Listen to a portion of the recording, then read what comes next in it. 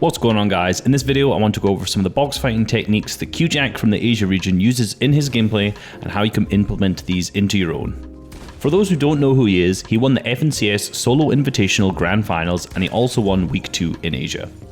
I did a full VOD review of his playstyle in my most recent video, so if you want to go check more of him out, go and check that video out. These examples may not seem impressive to someone who watches a lot of creative warriors, but don't forget that doing these in creative 1v1s or box fights and doing these in actual tournaments are two totally different things. In game 2 of day 1, Q had looted up and got first zone, so he decided to wait in a bush.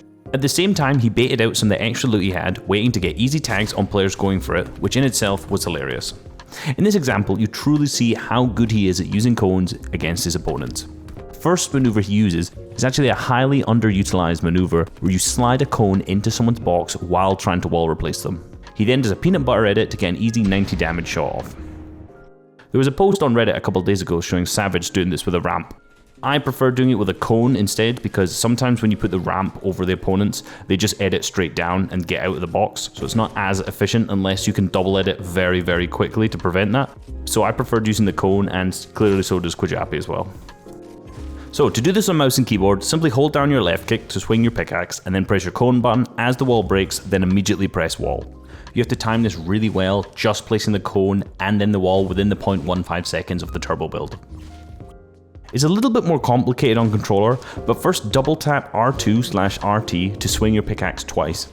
The second tap of the trigger needs to be before the pickaxe animation starts, if not you're just going to be swinging your pickaxe slowly twice. Then press switch mode, cone, then RT/R2 to place the wall last. The next example is something you see Clix and Canada do a lot in box fights, but I don't see many players able to pull it off in a tournament match. It's the simple wall edit from over a tile away using your weapon to take the wall. Jay is able to pick up the elimination on the opponent who is unable to protect himself because of this. To do this, simply have a box between you and your opponent, ensuring you own the wall closest to you.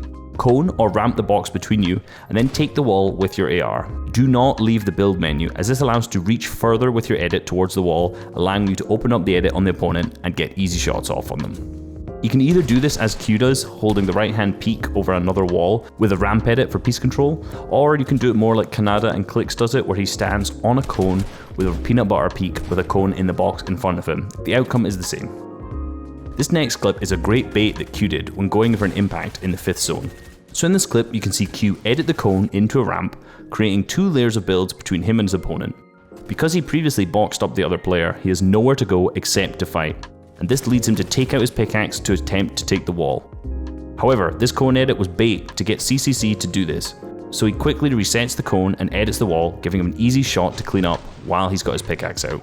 This isn't overly complicated to practice, but it's easy to fumble your inventory with the pre-edits. So to practice this, all you need to do is go into creative and box up with a cone in your box. So first you need to edit the cone, then hold the wall.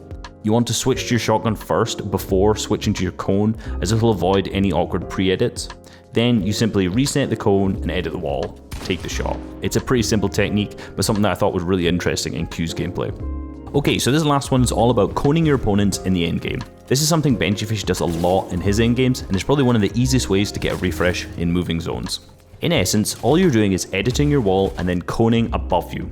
The reason you do this is a lot of the players will ramp out and you will catch them, and this creates a really easy opportunity for you to get shots. This is a really easy strategy to practice. As you can see in my creative lobby, I actually have these walls set up all the way along at the edge here, and all I'm doing is running through, placing a cone above, editing, cone above, editing, cone above, and you can do the same thing with editing, cone below. And this is just a really easy way to warm up and build up some really good muscle memory for just placing cones outside your boxes.